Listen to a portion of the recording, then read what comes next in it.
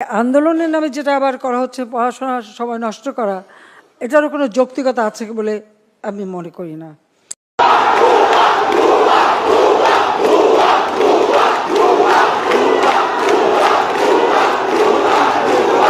ইতিমধ্যে পুলিশের ব্যারিকেড ভেঙে সাধারণ শিক্ষার্থীরা তাদের মিছিলটি নিয়ে সামনের দিকে এগিয়ে যাচ্ছে এবং সামনে পুলিশের আরেকটি ব্যারিকেড রয়েছে, সেখানে চলে আমরা ইতিমধ্যে যে মিছিলটি দেখছি তারা মিছিলটি নিয়ে মূলত তাদের অর্ধেকাংশে মিছিল নিয়ে তারা এখানে এসে অবস্থান করেছিল এবং সেই মিছিলটি ইতিমধ্যেই কিন্তু ব্যারিকেড ভেঙে তারা সামনের দিকে এগিয়ে যাচ্ছে বলে লক্ষ্য করতে পারছি আমরা।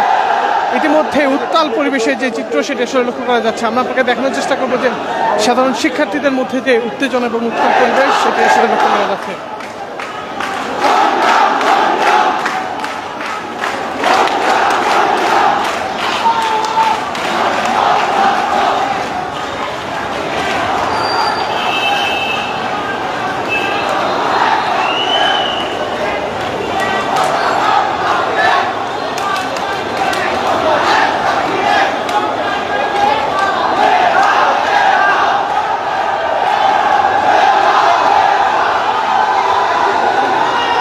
সামনে পুলিশের যে আরেকটি ব্যারিকেড, সেই ব্যারিকেডটিও ভেঙে ফেলেছে সাধারণ শিক্ষার্থীরা এবং যেমনটি দেখছি যে সাধারণ শিক্ষার্থীরা তাদের যে অবস্থান সেটি ছড়িয়ে পড়েছে ইতিমধ্যেই শাহবাগ কেন্দ্র থেকে।